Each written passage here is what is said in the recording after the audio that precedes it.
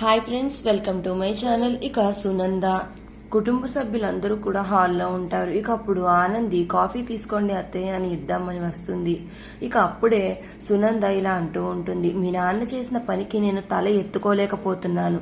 ఊరు మొత్తం అదే విషయం మాట్లాడుకుంటున్నారు. ఈరోజు నా ఫ్రెండ్కి కూడా నేను అస్సలు సర్ది చెప్పలేకపోయాను అని అయితే సునంద ఆనందిని తిడుతూ ఉంటుంది. ఇక అప్పుడు ఆనంది ఏం మాట్లాడకుండా అలా తల కిందకి పెట్టుకుని చూస్తూ ఉంటే ఇక అప్పుడు ఆదిత్య అంటూ ఉంటాడు, నువ్వు సమాధానం చెప్పలేకపోవడం ఏంటమ్మా? అనేవాళ్ళు ఎన్నైనా సరే అనుకుంటారు, అవన్నీ మనం పట్టించుకోకూడదు అని ఆదిత్య అంటూ ఉంటాడు. అయినా ఇప్పుడు మళ్ళీ మావయ్య ఏం చేశారు, ఏం చేయలేదు కదా అని ఆదిత్య అంటూ ఉంటే ఈ ఆనంది వాళ్ళ నాన్న వాలకం చూస్తే కేసు పెట్టేటట్టే ఉన్నారు జీవన మీద. నాకు ఆయన్ని చూస్తే అదే అనిపిస్తుంది, ఊర్లో వాళ్ళందరూ కూడా అదే అనుకుంటున్నారు అని సునంద అంటూ ఉంటే ఒకప్పుడు ఆదిత్య, అది నువ్వెలా చెప్పగలవమ్మా, ఆయన నీకు చెప్పారా కేసు పెడతానని అని ఆదిత్య అడుగుతూ ఉంటాడు.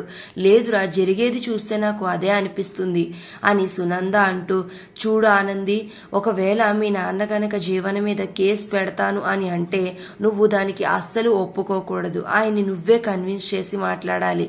ఎందుకంటే ఆయన కేసు పెట్టడంటే నేను అస్సలు ఊరుకోను. అర్థమైందా ఆనంది, తరువాత నీ ఇష్టం అని సునంద అయితే చాలా స్ట్రాంగ్గా ఆనందికి చెప్తూ ఉంటుంది. ఇక ఆనంది ఏమీ మాట్లాడకుండా అలా సైలెంట్గా చూస్తూ ఉండిపోతే జీవన మాత్రం అమ్మయ్య అనుకున్నట్టు ఎక్స్ప్రెషన్స్ ఇస్తూ ఉంటుంది. మరి నెక్స్ట్ ఏం జరుగుతుంది అనేది నెక్స్ట్ రివ్యూలో తెలుసుకుందాం. వీడియో నచ్చితే ప్లీజ్ సబ్స్క్రైబ్.